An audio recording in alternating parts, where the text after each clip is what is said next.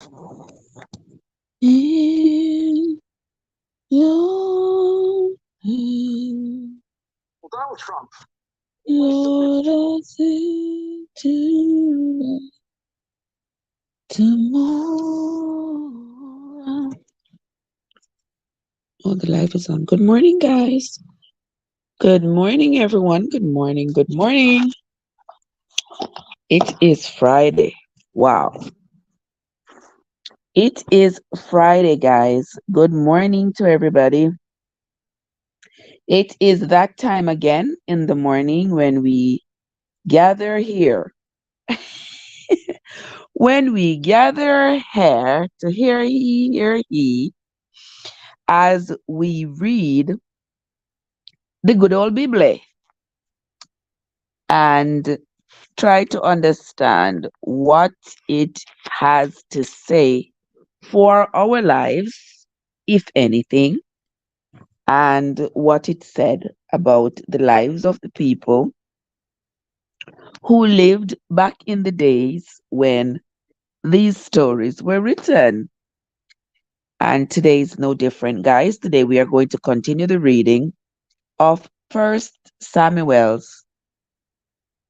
We are now on to chapter 15 of First Samuel's. The previous chapters we read yesterday were almost no different from the ones that we had read before in the other books of the Bible. The ones prior to this, where the children of Israel, sort of the same theme. They worship their God out of this terrible fear, and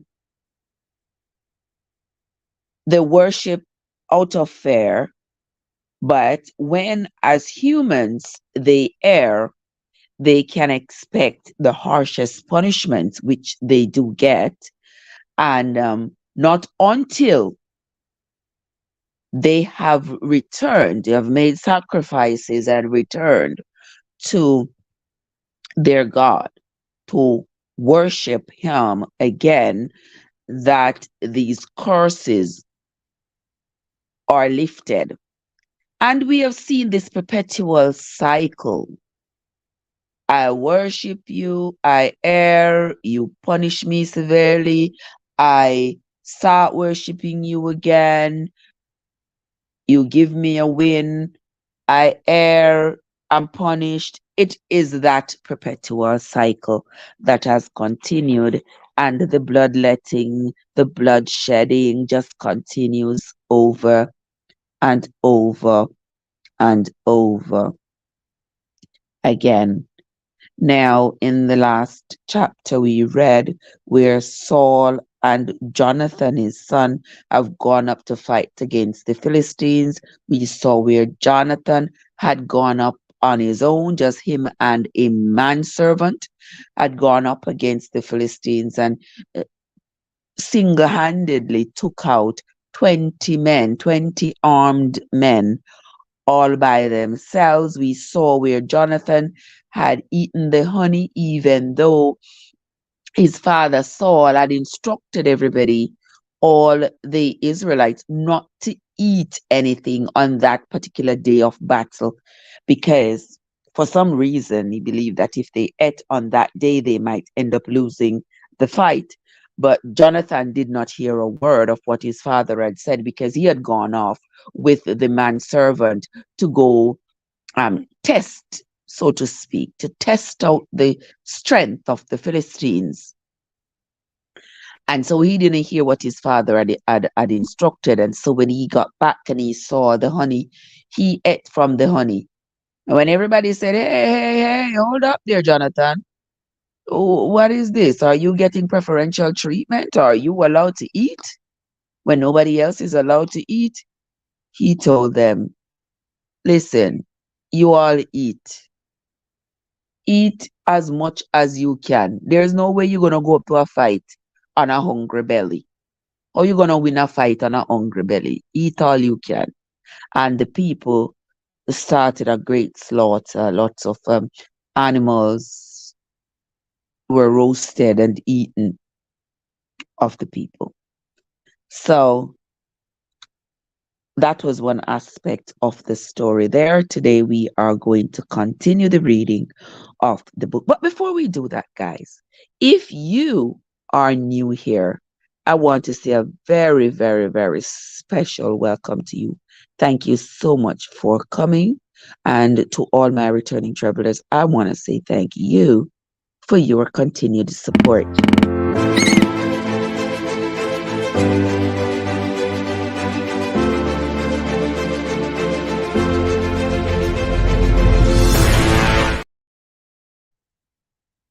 Now, let us begin. We are on First Samuel's chapter 15. Now get your book Bible or your Google Bible and follow along.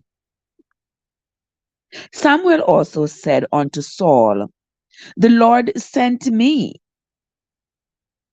to anoint thee to be king over his people, over Israel. Now therefore, hearken thou unto the voice of the words of the Lord. Thus said the Lord of hosts, I remember that which Amalek did to Israel, how he laid wait for him in the way when he came up from Egypt. Now go and smite Amalek and utterly destroy all that he have.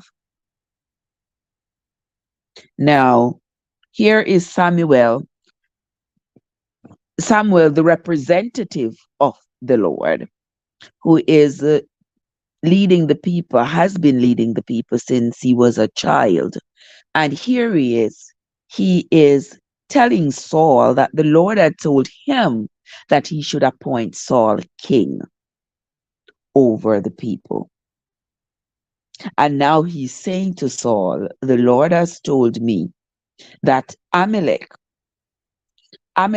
had laid in wait for the Israelites and how Amalek had destroyed the Israelites. That was many years ago. Now he's saying, now go and smite Amalek and utterly destroy all that they have and spare them not. Means do not save any of them. Destroy everybody. But slay both man and woman, infant and suckling, ox and sheep, camel and ass. We have seen in previous wars where they say that their Lord has told them to destroy other people, take other people's land. The Israelites were being told, slay only the men and the women. Slay only the men, but take the women and the children captive. Take the animals so that they could build wealth. Now, in this case, when Samuel sends Saul to go slay Amalek, he says, spare not one. Slay both man and woman, infant and suckling, all their ox, sheep, camel, and ass. So this is kind of a different kind of war. This war now has absolutely no sympathy, no heart for anything or anybody associated with Amalek. He says, slay everybody and everything. Verse 4 says, and Saul gathered the people together and numbered them in Telem, 200,000 footmen and 10,000 men of Judah. 200,000 footmen. And Saul came to a city of Amalek and laid in wait in a valley. And Saul said unto the Kenites, go, depart, get you down from among the Amalekites. Remember the Kenites For those of you who have been following the reading, the Kenites were um, descendants of Jethro. Jethro was Moses' father-in-law.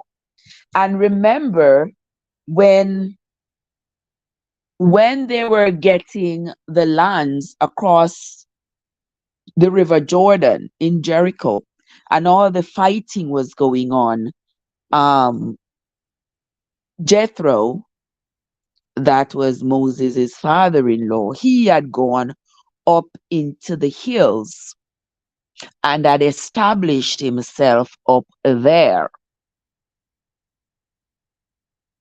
So now his generation is sort of living there up in the hills away from everybody else. So here comes Saul. He says to the Kenites, "Go, depart, get you down from among the Amalekites, lest I destroy you with them." Now, here Saul is showing some mercy to the Kenites.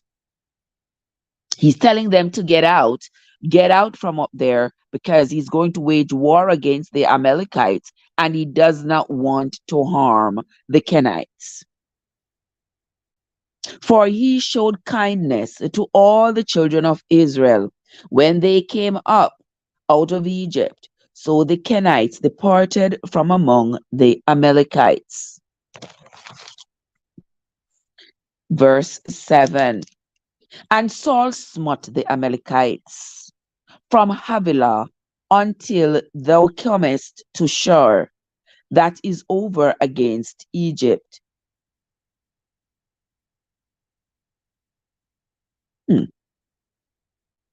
Why did I think they were so far away from Egypt that Egypt wouldn't be close to them again? It would have been so far away after they walked for 40 years. If I leave somewhere and I gotta get out of there for 40 years to walk, I would think that I would be so far away. No matter what I do, I would never go back near them. Oh boy, but here he says, verse 7 says, and Saul smote the Amalekites from Havilah until thou comest to Shur, that is over against Egypt. Verse 8. And he took Agag, that's Agag. He took Agag, the king of the Amalekites, alive, and utterly destroyed all the people with the edge of the sword. Good morning, Sister Winsome. How are you doing? We are currently reading 1 Samuel chapter 15 at the moment. We are moving on to verse 9. But Saul and the people spared Agag. I wonder why. And the best of the sheep. Now here they are going against their instructions.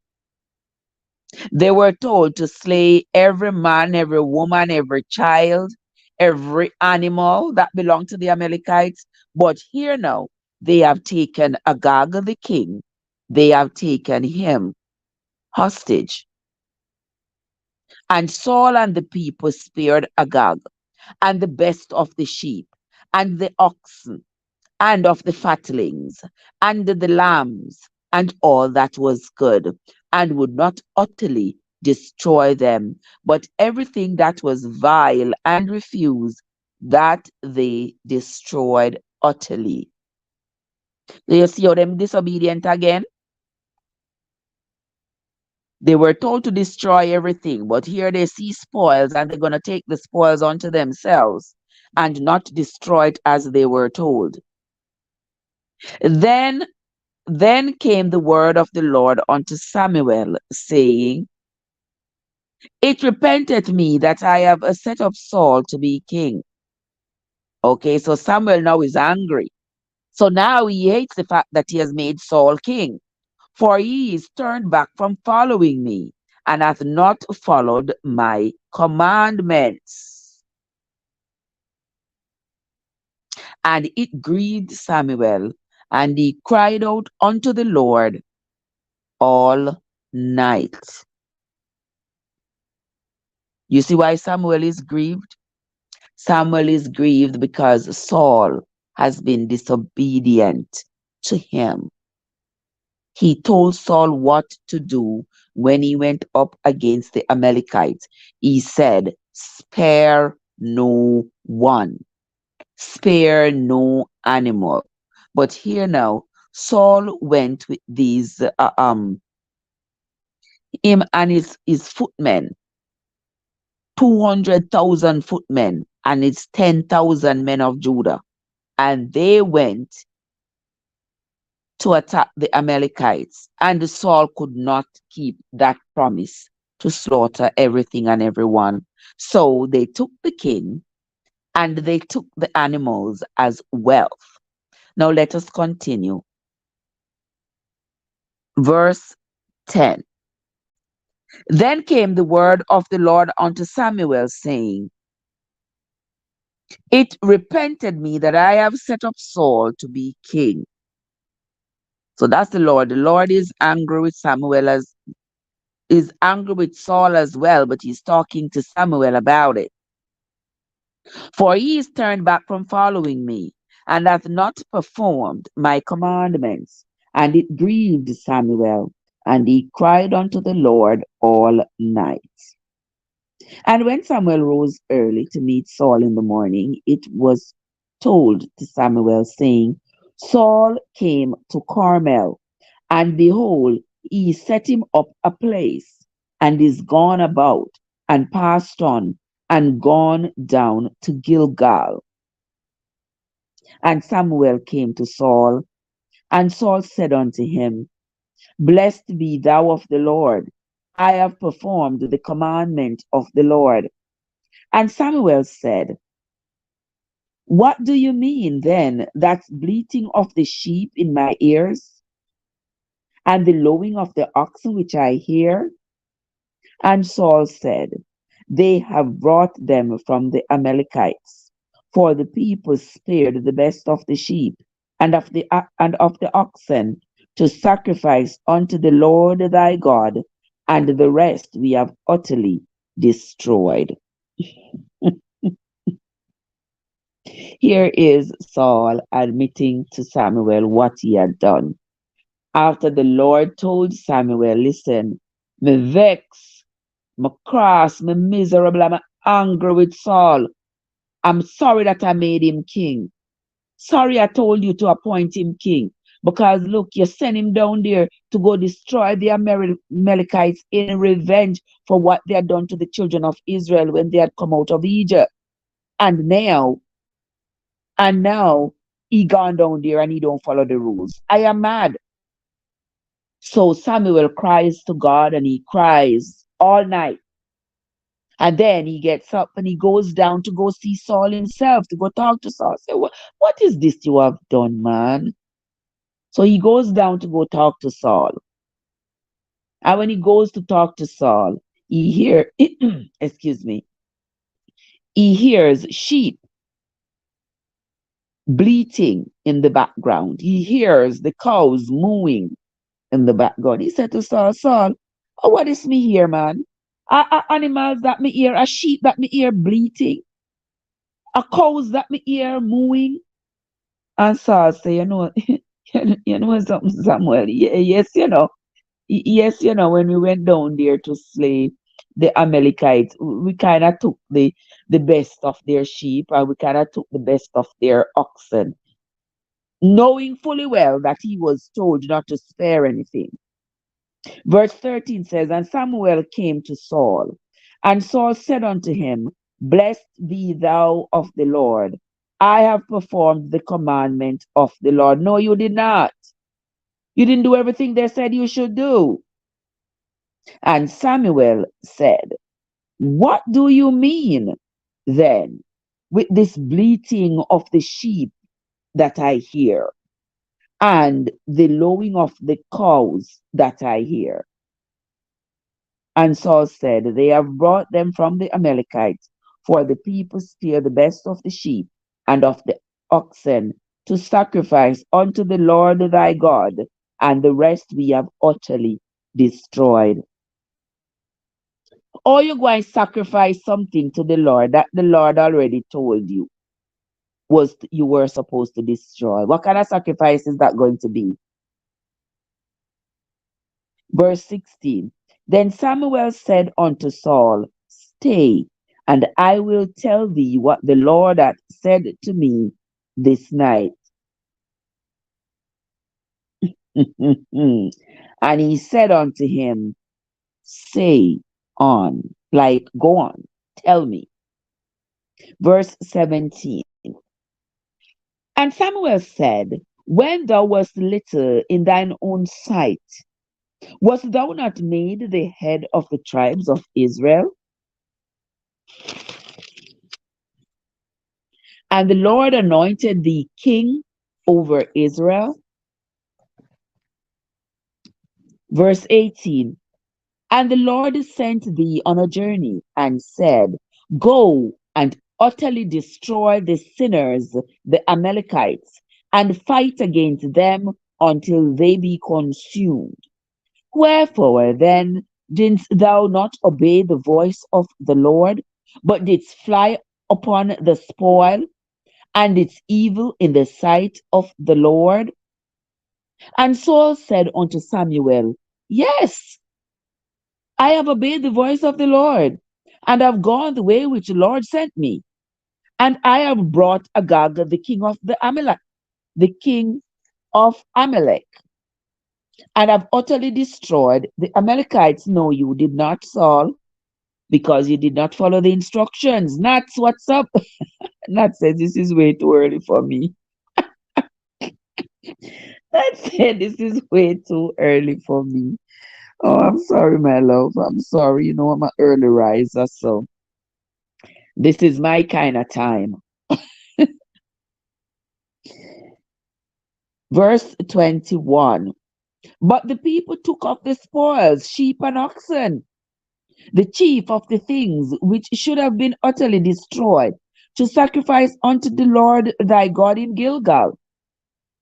Nobody didn't tell you to take anything to come bring for no sacrifice. Now you're trying to blame the people, talk about it was the people. You were the king with the people. You were the one going down there with the people. So you were the one who should have said to them, listen, this is what we are going to do. Because every group of warriors need a leader. You should, and you were the leader for those people. You should have said, listen, we're going down there to fight with the Amalekites, but we are not going to take anything. This is what I was instructed to do. But you go down there and when you take what you claim was the best of the oxen, the best of the sheep, and now you say, oh, it was the people. They just took it to give a sacrifice. We let the that house. Okay, my love. Okay. That tells her, no, sir. 5:30. No, sir, 5 o'clock. This is a time too early for me. Let me go back in my bed. Go ahead, get your rest, my love. Get your rest. Irene, how are you doing? Good morning to you, my love. Good to see you. Thank you so much for coming as always, my dear. We are on to verse 21 of chapter 16.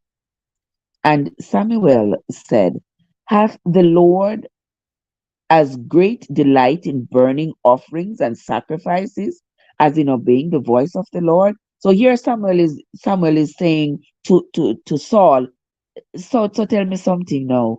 So the Lord prefers sacrifices over the instructions that he give you. He give you instructions to obey. You think that when you disobey, you can come and just give him a sacrifice and that should be okay? Behold, to obey is better than sacrifice. Anybody here has ever been told to obey is better than sacrifice? Have you ever wondered where that term came from? Well, now we know where the term came from, and now we know who was talking and what they were talking about.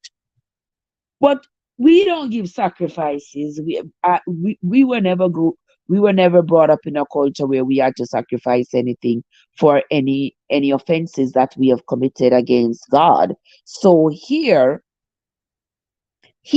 Saul, in their culture back then, they had to provide sacrifices to the Lord whenever they erred, whenever they sinned.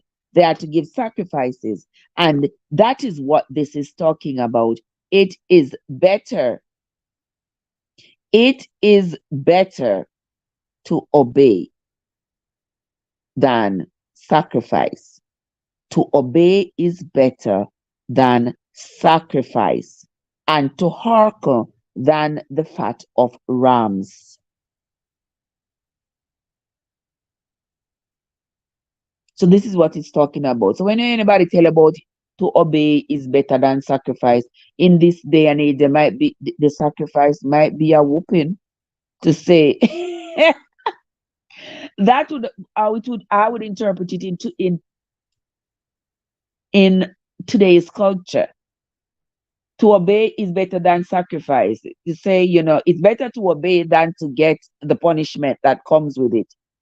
But when he says to obey is better than sacrifice back then, it meant it's better to obey the Lord than to come sacrifice something to him that he told you he didn't want. He don't want this sacrifice because you did not obey. That's what it meant then.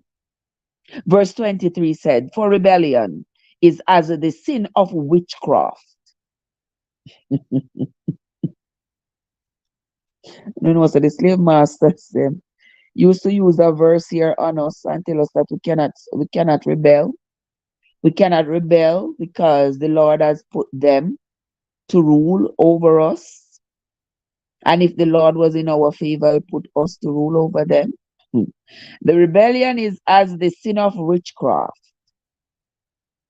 and stubbornness is as iniquity and idolatry. That's how serious they looked at stubbornness, just like iniquity and idolatry, idolatry, which means that when they make the false idol, not adultery as in cheating on your spouse, but idolatry, where they make the false gods out of metal and steel and gold and whatever else and worship. That's what they're talking about. And remember, to worship an idol back then was such a serious offense. It gets you unalived just for that. Okay. Because thou hast rejected the word of the Lord, he hath also rejected thee from being king. And Saul said unto Samuel, I have sinned, for I have transgressed the commandments of the Lord and thy words, because I fear the people and obeyed their voice. Now therefore, I pray thee, pardon my sin, and turn again with me, that I may worship the Lord. And Samuel said unto Saul, I will not return with thee, for thou hast rejected the word of the Lord, and the Lord hath rejected thee from being king over Israel. And as Samuel turned about to go away, he laid hold upon the skirt of his mantle, and it rent. And Samuel said unto him, the Lord hath rent the kingdom of Israel from thee this day. That means the Lord hath taken the kingdom of Israel from thee this day, and hath given it to a neighbor of thine that is better than you. And also the strength of Israel will not lie nor repent, for he is not a man that he should repent. Then he said, I have sinned, yet honor me now, I pray thee, before the elders of my people, and before Israel, and turn again with me, that I may worship the Lord my God. So Samuel turned again after Saul, and Saul worshipped the Lord. Then Samuel said, Bring ye hither to me Agag, the king of the Amalekites. So here Samuel is telling Saul, Come on now, bring Agag to me. I'm not sure what he's going to do with Agag, but whether it's Agag or Agag, you can pronounce it how you want. But now Samuel is asking for Saul to bring Agag to him because remember, they have captured Agag, who was the king of the Amalekites. And Agag came unto him delicately, and Agag said, Surely the bitterness of death is past. What do you think that means when Agag says the bitterness of death is past? I think what he means here, you know, when somebody first dies, you are so angry.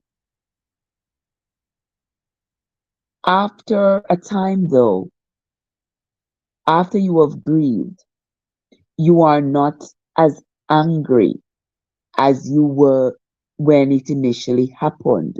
So Agag, I'm sure, was bitter and angry that here comes Saul, took him from among his people and slaughtered all of his people, all of his men. I'm sure he had family members who were slaughtered, family members and friends. In fact, his whole city, the whole city that he ruled over was slaughtered. So now he says, the bitterness of death has passed. All my anger, I guess time has healed my anger. I'm no longer angry, but I don't know how you could not be angry after this. How could you not be angry after somebody came into your city and slew all your people and took you captive? How could you not be angry? Verse 33 says, And Samuel said, As thy sword hath made women childless, as thy sword hath made women childless, so shall thy mother be childless among women. And Samuel hewed Agag in pieces before the Lord in Gilgal. Mighty God of Daniel. Okay, so I guess Samuel, wow. So Samuel asked Saul to bring him Agag, Agag, and Samuel unalived Agag in pieces. He says, the same way your sword has caused a lot of women to be childless. That means that they died at the hands of his hands. So shall this day your mother shall be childless among women. And he hewed Agag into several pieces. Wow. This is the second time that I am reading in the Bible that someone was cut into pieces. You remember in the previous chapters, I think it was in Judges, where the men had come to were trying to get into that man's house, and he gave them his wife, his concubine, I mean. He gave them his concubine, and they took turns and raped the concubine all night. And then the man cut her up in 12 pieces and sent each piece to to, to a city of the tribe of Israel. You all remember that? And here they cut up Agag in pieces. But this time they didn't say how many pieces. Then Samuel went to Ramah, and Saul went up to his house in Gibeah.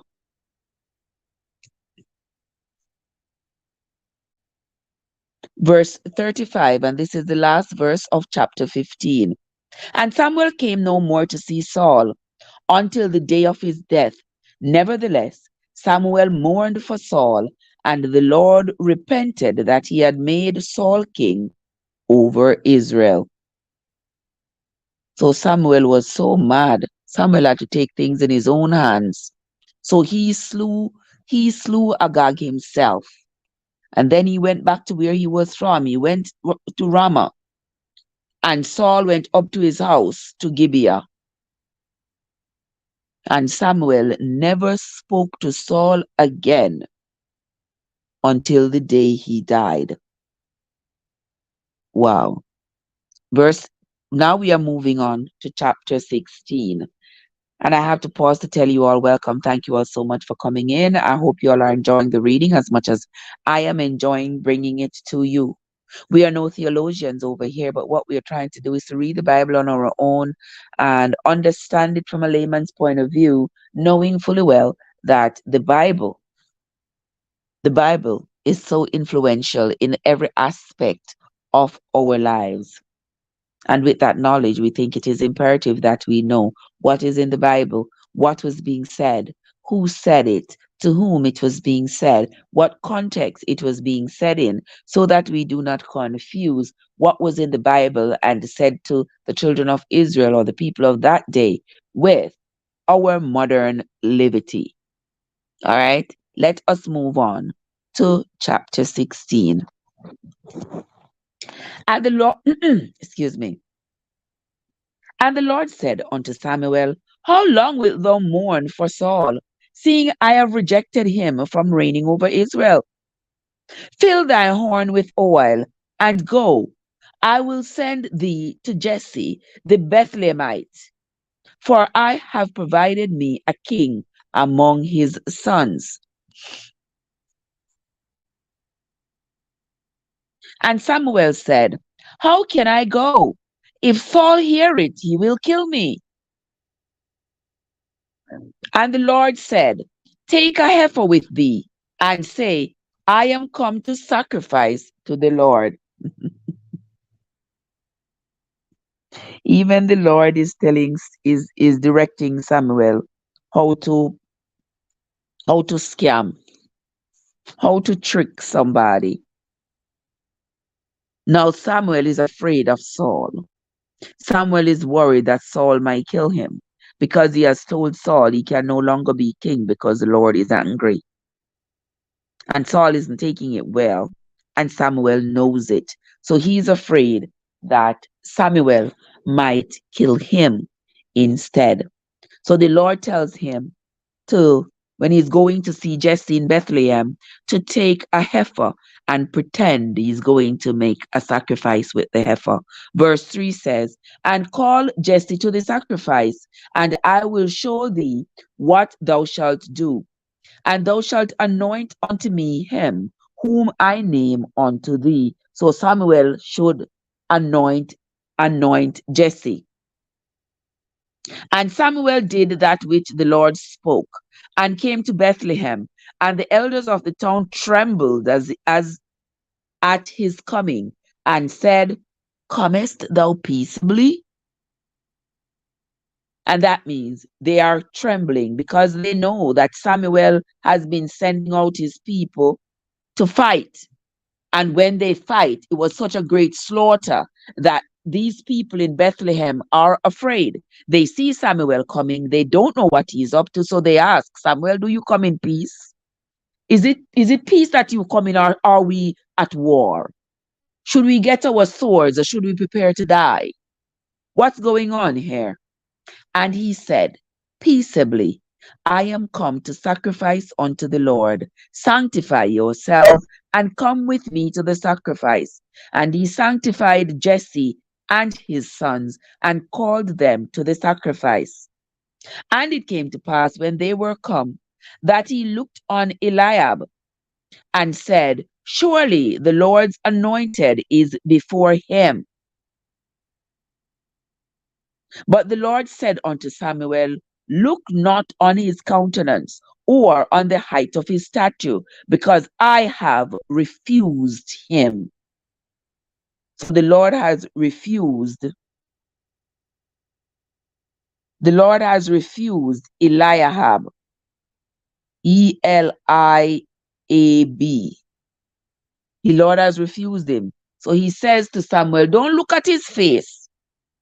Don't even look at his height and how strong he is, because that has nothing to do with my work. I do not want him. But the Lord said unto Samuel, look not on his countenance or on his height of his stature, because I have refused him. For the Lord seeth not as man seeth. The, for man looks on the outward appearance, but the Lord looks on the heart. Then Jesse called Abinadab and made him pass before Samuel. And he said, neither hath the Lord chosen this one. So he did not take Abinadab and he did not take Eliab. And he said, neither hath the Lord chosen this one. Then Jesse made Shammah to pass by, and he said, neither hath the Lord chosen this. So here the Lord has refused Eliab, Abinadab, and Shammah. Again, Jesse made seven of his sons to pass before Samuel. And Samuel said unto Jesse, the Lord hath not chosen these. So, so Jesse made all seven of his sons.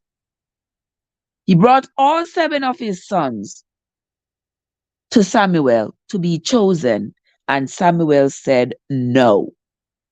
The Lord looks on the heart. So that means none of their hearts was good enough for the Lord to choose them. And Samuel said unto Jesse, are here all thy children? He said, are all these your children? Are these all the children you have? And he said, there remains yet the youngest, and behold, he keeps the sheep. And Samuel said unto Jesse, send and fetch him, for we will not sit down till he comes. Yeah, we're not going to stay here till him come. Are these all your children, Jesse? Jesse said, no, I have another young son, but he's out in the fields with the sheep. And he said to him, well, send somebody to go fetch him, because we are not going to stay here all day and wait until he come. Because guys, the shepherds go out early in the morning, stay with their sheep all day, and then come in back with the sheep at night. So Samuel said, we're not going to stay here all day and wait until he comes. So send somebody to fetch him. And he sent and brought him in. Now he was ruddy and withal of the beautiful countenance and godly to look to. And the Lord said, arise, anoint him.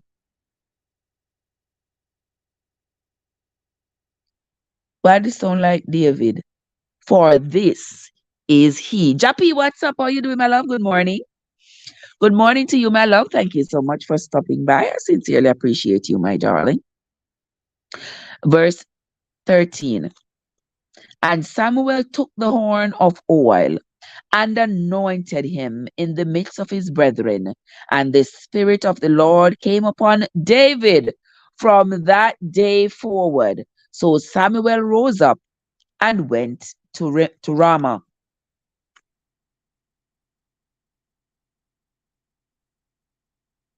So David is now anointed by Samuel. And this is in chapter 13 of this is in verse 13 of chapter 16 of the book of 1 Samuel. You can follow along in your book Bible or your Google Bible. Okay, let us move on. So after Samuel anointed David, he went on his way back to Ramah where he lived. But the Spirit of the Lord departed from Saul, and an evil spirit from the Lord troubled him. And Saul's servants said unto him, Behold, now an evil spirit from God troubles thee. Let our Lord now command thy servants, which are before thee, to seek out a man who is a cunning player on a harp. And it shall come to pass, when the evil spirit from God is upon thee, that he shall play with his hand, and thou shalt be well. Okay, so the Spirit of the Lord is gone from Saul because Saul has been disobedient. So now the people are telling him they need to go find somebody. They need to go find somebody to help Saul because Saul is now gone out of his mind. He's not crazy, but he is upset, really upset. Verse 17 said, And Saul said unto his servants, Provide me now a man that can play well, and bring him to me. They are surreptitiously telling him, secretly telling him, that David has been anointed, and David plays the harp. You see how them you see how them full of tricks? They are secretly telling him that David was anointed and David plays the harp. So here he is telling them to go bring him the man that plays the harp the best. Let us continue. Verse 16 again. Let our Lord now command thy servants, which are before thee, to seek out a man who is a cunning player on the harp. And it shall come to pass, when the evil spirit from God is upon thee, that he shall play with his hand, and thou shalt be well. Right? The man go and play. The man go and play the harp, and Saul is going to get better. Oh. And Saul said unto his servants, Provide me now a man that can play well, and bring him to me. Then answered one of the servants and said, Behold, I have seen a son of Jesse the Bethlehemite, that is cunning in playing, and a mighty valiant man, and a man of war, and prudent in matters, and a comely person, and the Lord is with him. Wherefore Saul sent messengers unto Jesse, and said, Send me David thy son, which is with the sheep. And Jesse took an ass laden with bread, and a bottle of wine, and a kid, and sent them by David his son unto Saul. But I'm wondering, because David was now anointed, so I'm not sure why Jesse did that. Because she said, well, David no run with the spoilers no more. David is anointed now. I'm not sending David. But he did. He sent David, and he sent him with the donkey laden with bread and wine, and a goat kid. You know, when they say kid, they mean a goat kid. And a kid. And they sent him to Saul. And David came to Saul and stood before him, and he loved him greatly, and he became his armor bearer. And Saul sent to Jesse, saying, Let David, I pray thee, stand before me, for he hath found favor in my sight. Verse 23, And it came to pass, when the evil spirit from God was upon Saul, that David took an harp and played with his hand. So Saul was refreshed and was well, and the evil spirit departed from him. All right. So, when they say music is good for the soul, this is where they got it from. So, David, whenever Saul is angry and in his mood, David just plays the harp, and Saul immediately feels better. Chapter 17, We're moving on to chapter 17 of the book of First Samuel's. I hope you all are following in your Bible so you can be making notes as you like. Now the Philistines gathered together their armies to battle and were gathered together at Shokah. They were gathered together at Shokah, which belonged to Judah. Okay, that's that's Shochoh,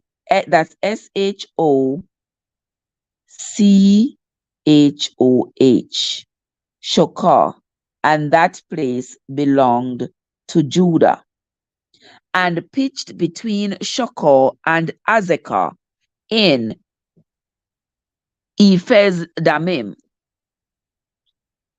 And Saul and the men of Israel were gathered together and pitched by the valley of Elah, and set the battle in array against the Philistines. And the Philistines stood on the mountain on the one side, and Israel stood on a mountain on the other side, and there was a valley between them.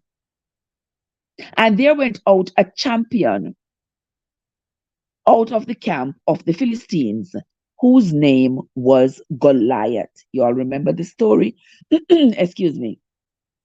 You all remember the story of David and Goliath? Okay, here we go. Verse 4 of chapter 17. And there went out a champion out of the camp of the Philistines.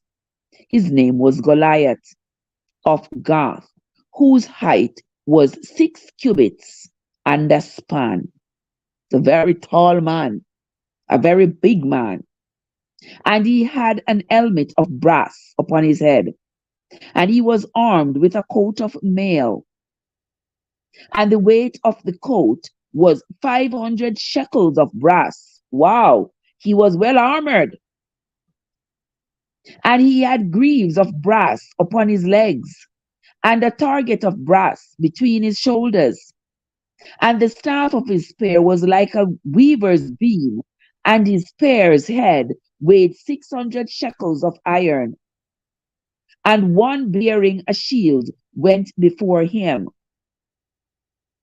And he stood and cried unto the armies of Israel, and said unto them, Why are ye come out to set your battle in array? Am not I a Philistine?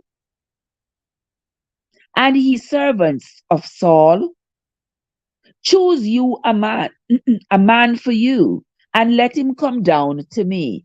So here is Goliath sort of taunting them, saying, where you are going? You all don't know that we are Philistines? He all are servants of Saul. Where you are going? You all can't fight me. Look at me. Look how big I am. Look at all this armor that I have on. Where y'all think you're going? Send one of your men to come down and fight with me, and let's see how it goes. Mhm. Verse 9 says, If he be able to fight with me and to kill me, then will we be your servants. But if I prevail against thee and kill him, then shall you all be our servants. And the Philistines said, I defy the army of Israel this day. The Philistine they are talking about is Goliath. He said, I defy the army of Israel this day. Give me a man that we may fight together. When Saul and all Israel heard those words of Goliath, they were dismayed and greatly afraid. Now David was the son of that Ephrathite of Bethlehem, Judah, whose name was Jesse. Now you all know, as we have been reading, that the Bible usually repeats itself so that you get clarity. You see the number of times it has said that Jesse was David's father in so many ways? Okay. So you can't miss that, Sister Winsome. Now David was the son of the Ephrathite of Bethlehem, Judah, whose name was Jesse. And he had 8 sons. He had 8 sons, And the man went among men for an old man in the days of Saul. And the three eldest sons of Jesse went and followed Saul to the battle.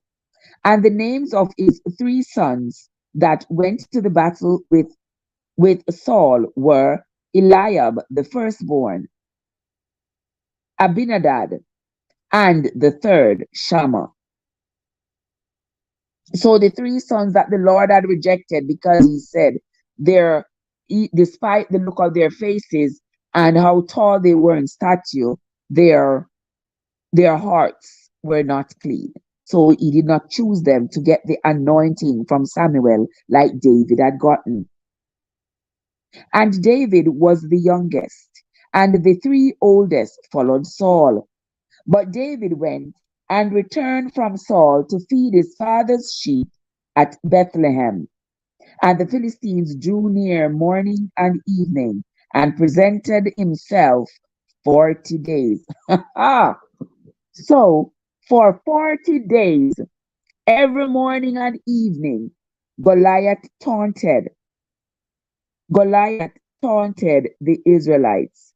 They are on one hill, one mountain, and he's on the other facing them. And he kept telling them, send you somebody to come fight with me. Send somebody of yours to come fight with me. And if I win, you all are going to be the slaves of the Philistines. But if you win, we are going to be your slaves. And he's been taunting them for 40 days. Now, verse 17 says, And Jesse said unto David his son, Take now for thy brethren an ephah of this parched corn and these 10 loaves, and run to the camp to thy brethren. So his three brothers that were with Saul on the battlefield, Jesse gave David some food to take for them, and carry these 10 cheeses unto the captain of their 1,000. And look how thy brethren fare, and take their pledge. It says, go and go look, see how your brothers doing, see if they are alive. I know they are out there with Saul. They are about to go up against the Philistines. Let me know. Take this food to them and let me know how they are doing. Now Saul and they and all the men of Israel were in the valley of Elah, fighting with the Philistines. And David rose up early in the morning and left the sheep with a keeper, and took and went as Jesse had commanded him. And he came to the trench as the host was going forth to the fight, and shouted for the battle. For Israel and the Philistines had put the battle in array, army against army. And David left his carriage in the hand of the keeper of the carriage, and ran into the army, and came and saluted his brethren. And as he talked with them, behold, there came up the champion, the Philistine of Gath. Goliath was his name. He came up out of the armies of the Philistines and spoke accordingly to the same words, and David heard him. Verse 24, and all the men of Israel, when they saw the man, fled from him and were sore afraid. People are afraid of Goliath. The people are so afraid of Goliath as soon as they see him coming, they run. And the men of Israel said, Have ye seen this man that is come up? Surely to defy Israel is he come up. And it shall be that the man who kills him, the king will enrich him with great riches, and will give him his daughter, and make his father's house free in Israel. Wow, there's a lot of perks for whoever is able to kill Goliath. And David spake to the men that stood by him, saying, What shall be done to the man that kills this Philistine, and takes away the reproach from Israel? For who is this uncircumcised Philistine? You know, you know that was their favorite curse word. That was their favorite curse word, to curse their enemies, that their enemies were uncircumcised. We see this a lot where they say, who is this? Where did this uncircumcised person come from? That he should defy the armies of the living God. And the people answered him after this manner, saying, so shall it be done to the man that kills him. And Eliab, his eldest brother, heard when he spoke unto the men. And Eliab's anger was kindled against David. And Eliab's anger was kindled against David because he heard what David had said. What will the person who kills Goliath, what will that person get? And he said, why did you come down here? And with whom did you leave your few sheep in the wilderness? Did you leave them in the wilderness? Who did you leave them with? This is the brother, the brother of David. You hear him? Who you came down here with?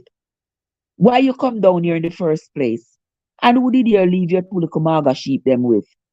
Did you leave them in the wilderness? I know thy pride and the naughtiness of thine heart, for thou art come down that thou mightest see the battle. Yeah, you see that? He's saying that, David, you come down here, you didn't come down here for fight. You just come down here to come watch, to come be a spectator. What you come down here for? And David said, what have I now done? Is there not a cause? And he turned from him towards another and spoke unto the same manner. And the people answered him again after the former manner. That means whatever they had said before, they say to him again. And when the words were heard, which David had said, they rehearsed them before Saul, and he sent for him. Okay? So here they are asking, what in the world? What in the world? What did David say? And they told him what David said. Now they brought David to Saul. And David said to Saul, let no man's heart fall because of him. Thy servant will go and fight with this Philistine. And Saul said to David, thou art not able to go up against this Philistine. You can't go fight with him, for you are just a youth, and he is a man of war. From the time he was young, he has been fighting. You can't go up against him. And David said unto Saul, thy servant kept his father's sheep. That means David is talking about himself. Like, I have kept my father's sheep. And there came a lion and a bear and took a lamb out of the flock.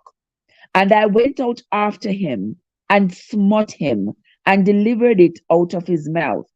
And when he arose against me, I caught him by his beard and smote him and slew him. So you see,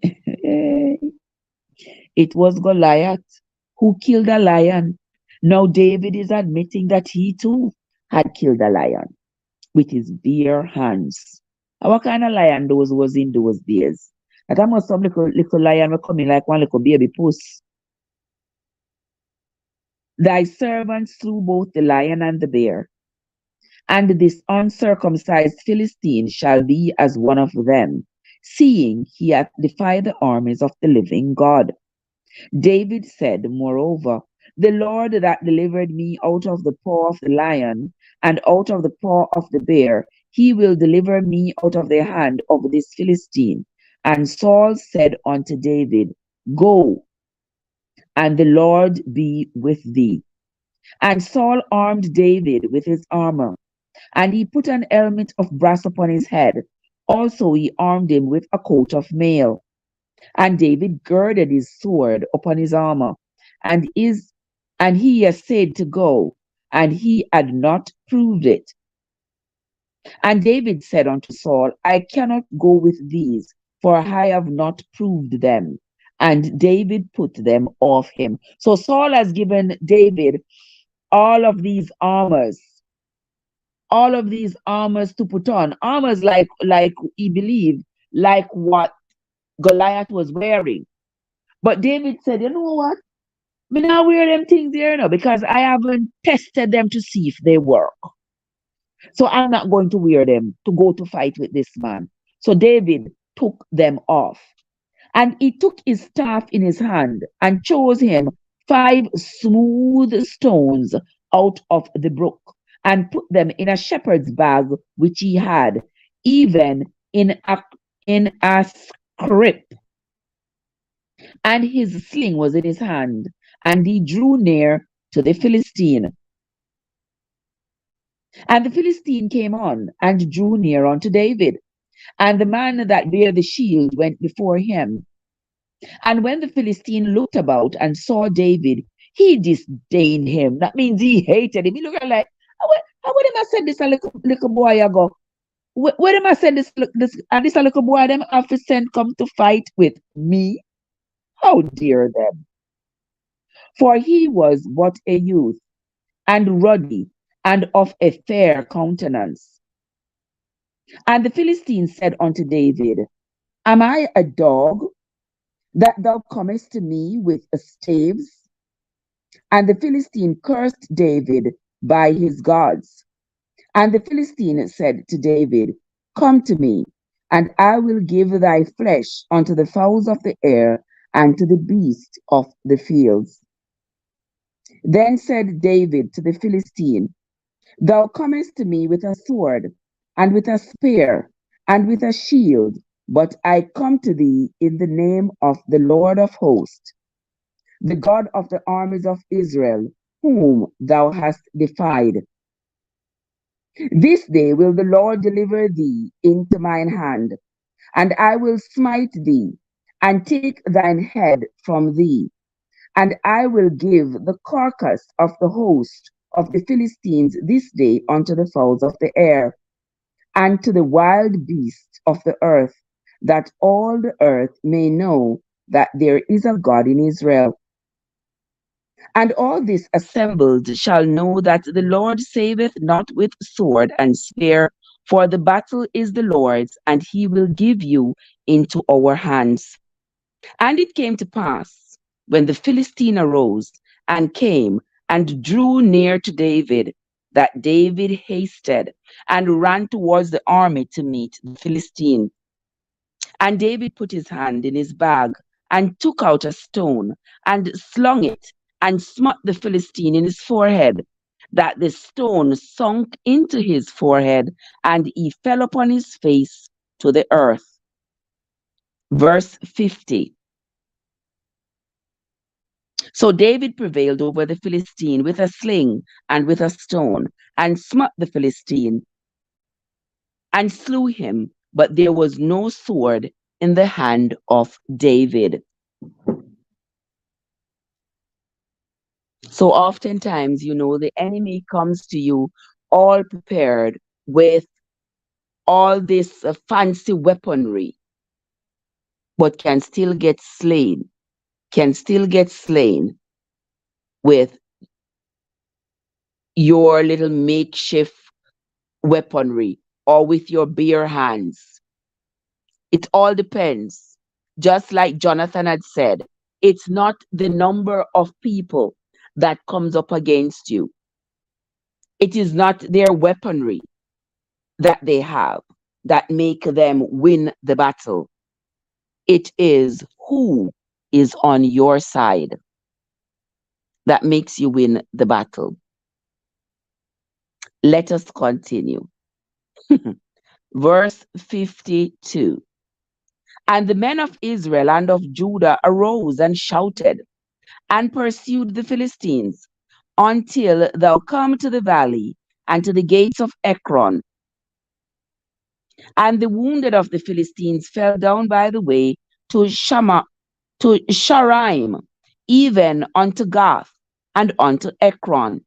And the children of Israel returned from chasing after the Philistines, and they spoiled their tents. And David took the head of the Philistine and brought it to Jerusalem, but he put his armor in his tent.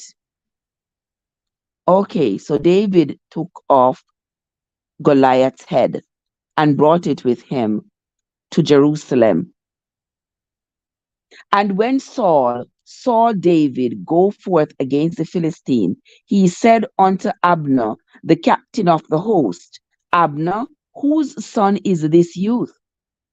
And Abner said, As thy soul liveth, O king, I cannot tell you. And the king said, Enquire thou whose son this little stripling is. Go ask around and find out. And as David returned from the slaughter of the Philistine, Abner took him and brought him before Saul with the head of the Philistine in his hand. And Saul said to him, Whose son art thou, thou young man? And David answered, I am the son of thy servant Jesse the Bethlehemite.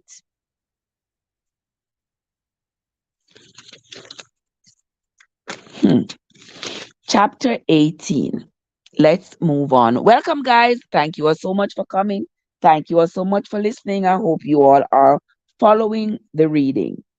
Chapter 18 of First Samuel's. And it came to pass, when he had made an end of speaking unto Saul, that the soul of Jonathan was knit with the soul of David. Okay, so Jonathan, remember Jonathan was Saul's son. So the soul of Jonathan was knit with the soul of David, and Jonathan loved him as his own soul. And Saul took him that day and went and would let him go no more home to his father's house. So Saul is not going to make David go back to Jesse. So what's going to happen to David's sheeps? Sheeps. Here we talking about. What's going to happen to David's sheep? Then Jonathan and David made a covenant because he loved him as his own soul. And Jonathan stripped himself of the robe that was upon him and gave it to David, and his garments, even to his sword, and his bow, and to his girdle. And David went out whithersoever Saul sent him, and behaved himself wisely. And remember when Buju said him asked the Lord to help him to behave wisely? I guess he wanted to behave wisely like David. And David behaved himself wisely, and Saul set him over the men of war, and he was accepted in the sight of all the people, and also in the sight of Saul's servants. And it came to pass as they came, when David was returned from the slaughter of the Philistines, that the women came out of all cities of Israel, singing and dancing to meet King Saul, with timbrels and tabrets, with joy and with instruments of music. And the women answered one another as they played, and said, Saul hath slain his thousands, and David his 10,000s. And Saul was very wroth. Brother Saul can get angry often, he? And Saul was very wroth, and the saying displeased him. And he said, They have ascribed unto David 10,000s, and to me they have ascribed but thousands. Saul get vexed over everything. So because they have given David more men than him, he's upset. And what can be, and what can he have more but the kingdom? So here he's saying, so listen, look at this. Them give David more soldiers than they give me. They give him tens of thousands of soldiers. They only give me a few thousands. What more them are gonna give David? Them are gonna now give David my kingdom? Is that what's next? And Saul eyed David from that day forward. Verse 10. And it came to pass on the morning that the evil spirit from God came upon Saul, and he prophesied in the midst of the house. And David played with his hand, as at other times, and there was a javelin in Saul's hand. And Saul cast the javelin, for he said, I will smite David even to the wall with it. And David avoided out of his presence twice. You know, see how jealousy? You all see how jealousy and bad mind? Now remember, the people are celebrating David for having slaughtered the Philistine who had pledged to slaughter them and would make them into the slaves of the Philistines again. And David slew Goliath. And because of that, the people now revere David. They are celebrating. They are happy that David has done such good thing for them. But Saul, who is the king, Saul is jealous. Saul is jealous of David and the love that the people now have for David. Hmm. He has a javelin in his hand and he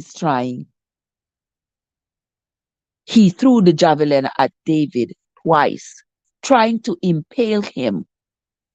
And twice David avoided the javelin. Verse 11 says, and Saul cast the javelin, for he said, I will smite David even to the wall with it. And David avoided out of his presence twice. And Saul was afraid of David because the Lord was with him and was departed from Saul. Therefore Saul removed him from him and made him his captain over 1,000. And he went out and came in before the people. And David behaved himself wisely in all his ways, and the Lord was with him. Wherefore, when Saul saw that he behaved himself very wisely, he was afraid of him. But all Israel and Judah loved David because he went out and came in before them. And Saul said to David, behold, my elder daughter Merab,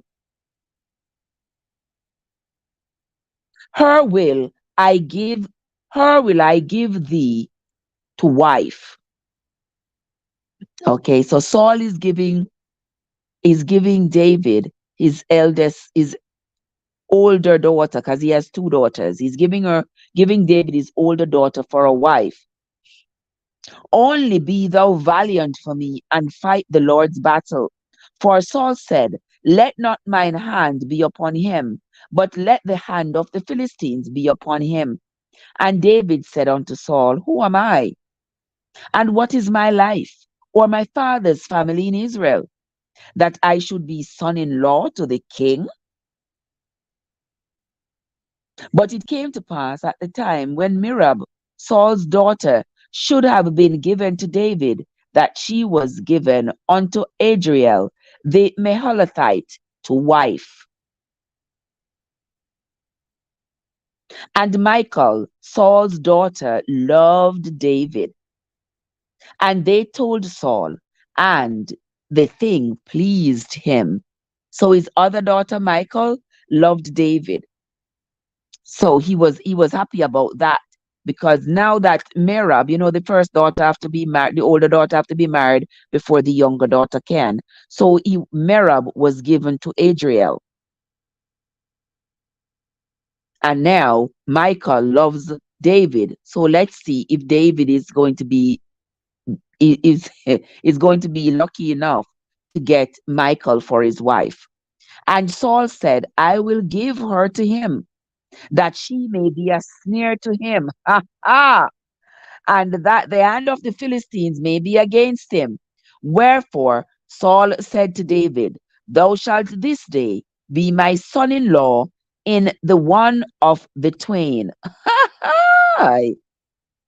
So Saul wanted his daughter to be with David so that he could use his daughter against David. His daughter would tell him what David was doing, where he was going, what his plans were, and with that information, he could plan and plot how he was going to destroy David. Verse 22 said, And Saul commanded his servants, saying, Commune with David secretly, and say, Behold, the king hath delight in thee, and all his servants love thee. Now therefore be the king's son-in-law. Is the servants, him trying, to use the servants to encourage David to accept the offer of marrying his daughter. Wow. And Saul's servants spake these words in David's ear. And David said, It seems, it seems to you a light thing to be a king's son-in-law, seeing that I am a poor man and lightly esteemed. So David is saying to them, it seems like uno feel like say it is such a great honor to be the father-in-law to the king. I am a poor man and I am lightly esteemed. That's not something that I really care about. I'm not worried. I don't care about being the king's son-in-law. That's not important to me. And the servants of Saul told him, saying, On this manner spake David. And Saul said, Thus shall he say to David. So here he's telling them what to say to David. The king desireth not any dowry, but 100 foreskin of the Philistines, to be avenged of the king's enemies. But Saul thought to make David fail by the hand of the Philistine. Ah, Lord have mercy. The enemy works at you in so many different ways. It is unbelievable. I tell you, it is absolutely unbelievable. So here he's telling them he wants David to bring him. He's not gonna pay any dowry for his wife to get his daughter. He's not gonna pay any dowry. Just bring me, just bring me the foreskins of 100 Philistines. And when his servants told David these words, it pleased David well to be the king's son-in-law, and the days were not expired. Wherefore David arose, and went he and his men, and slew of the Philistines 200 men. And David brought their foreskins. So David slew 200 men and cut off their foreskins, performed circumcision on them, and they gave them in full tale to the king, that he might be the king's son-in-law. And Saul gave in Michal, his daughter, to wife. And Saul saw and knew that the Lord was with David, and that Michal, Saul's daughter, loved him. And Saul was yet the more afraid of David, and Saul became David's enemy continually. Verse 30 of chapter 18 of the book of 1 Samuel. Then the princes of the Philistines went forth, and it came to pass, after they went forth, that David behaved himself more wisely than all the servants of Saul, so that his name was much set by. Welcome into the live, everybody. Thank you all so much for coming. We are reading this morning from the book of 1 Samuel. We are going to read chapter 19. This is the last chapter we are reading for today. Chapter 19. And Saul spake to Jonathan his son, and to all his servants, that they should kill David. But Jonathan, Saul's son, delighted much in David. And Jonathan told David, saying, Saul my father, he seeks to kill you. Now therefore, I pray thee, take heed to thyself until the morning, and abide in a secret place, and hide yourself. So here is Jonathan telling David, remember it said earlier that Jonathan loved David from the moment he met David, and he felt like their souls were intertwined because he just felt so much love for David. So now Jonathan has heard his father's plans, and he secretly tells it to David. So David, Hide yourself, because my father is trying to kill you. And I will go out and stand beside my father in the field where you are, and I will talk with my father about you, and what I see that I will tell you. And Jonathan spake good of David unto Saul his father, and said unto him, Let not the king sin against his servant, against David, because he hath not sinned against thee, and because his works have been to thee ward very good. For he did put his life in his hand, and slew the Philistine. And the Lord wrought a great salvation for all Israel, that sawest it, and didst rejoice. Wherefore then wilt thou sin against innocent blood, to slay David without a cause? And Saul hearkened unto the voice of Jonathan. And Saul sware, As the Lord liveth, he shall not be slain. And Jonathan called David, and Jonathan shewed him all those things. And Jonathan brought David to Saul, and he was in his presence, as in times past. And there was war again. And David went out and fought with the Philistines, and slew them with a great slaughter, and they fled from him. And the evil spirit from the Lord was upon Saul, as he sat in his house with his javelin in his hand, and David played with his hand. Ah, boy. Verse 10. And Saul sought to smite David, even to the wall with the javelin, but he slipped away out of Saul's presence, and he smote the javelin into the wall, and David fled and escaped that night. I don't understand. Earlier, remember we read that twice Saul had tried to slay David with the javelin. So tell me now, why did David go marry to Saul's daughter? If somebody tried to unalive you, is that person the daughter, the person you would want to marry? I wouldn't want to marry his daughter if he's trying to kill me. I don't understand what was David's strategy in marrying Micah, considering the circumstances. Verse 11 of chapter 19 says, Saul also sent messengers unto David's house to watch him and to slay him in the morning. And Michal, David's wife, told him, saying, If thou save not thy life tonight, tomorrow thou shalt be slain. So Michal let David down through a window, and he went and fled and escaped. And Michal took an image and laid it in the bed, and put a pillow of goat's hair for his bolster, and covered it with cloth. Ha! So Micah has made in her bed. Now she allowed her husband to escape, but in her bed beside her, she make a little fake man. She used the goat's hair and everything to make it look like it was David that was sleeping right there. And when Saul sent messengers to take David, she said, He is sick.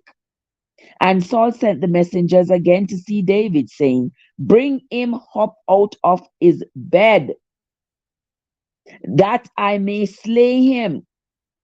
If you have to lift up the bed with him, lift it up and bring it to me. And when the messengers were come in, behold, there was an image in the bed with a pillow of goat's hair. And Saul said unto Michal, Why hast thou deceived me so, and sent away mine enemy, that he escapes? And Michal answered Saul, He said unto me, Let me go. Why should I kill thee? So David fled and escaped, and came to Samuel in Ramah, and told him all that Saul had done to him. And he and Samuel went and dwelt in Naloth.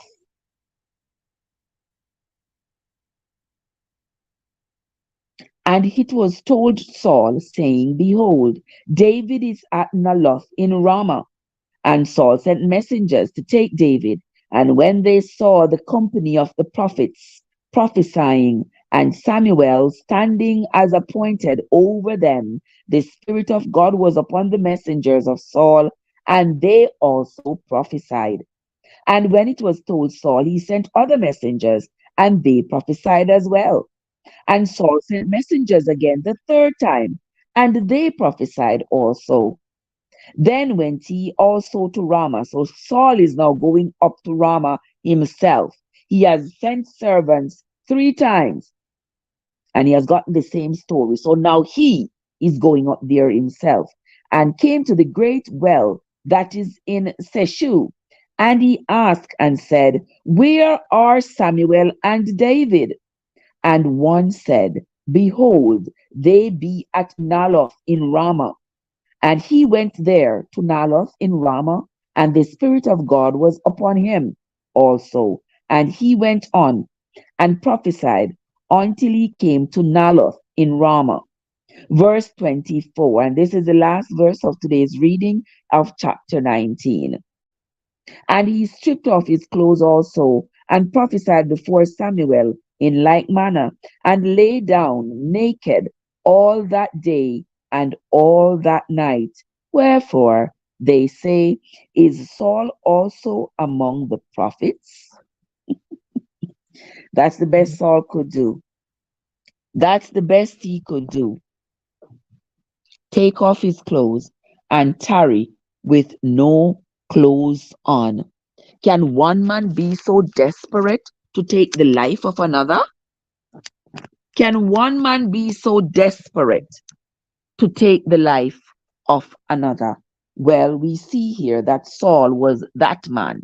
He was that desperate to take David's life. And despite the fact that David was married to his daughter, that didn't deter him. He did not say to himself, Well, guess what? Even though I hate this man, he's now married to my daughter. So let me just ease up. Let me just ease up, because if I slay this man, it's going to cause a lot of grief to my daughter, because I know how much my daughter loves this man. He didn't care. He still wanted David out of the picture. But as much as he wanted David out of the picture, as much as others want David to remain in the picture. And so this antagonism continued between Saul and his son Jonathan, who loves David dearly, and his daughter Michal, who is David's wife. Okay, that is going to be it this morning, my friends. That's going to be the end of the story, the end of the reading for this morning. When we come back here tomorrow, it's going to be a little bit later than this. We will continue the reading of the book of First Samuel's. We'll be reading from chapters 20 through to 24. Once again, I want to say thanks to everyone for coming in. I want to say thanks to everyone for coming in. I sincerely appreciate each and every one of you who have come in to listen to the reading this morning. I hope that you all learned something out of this reading this morning. I for sure learned that David had taken Goliath's head.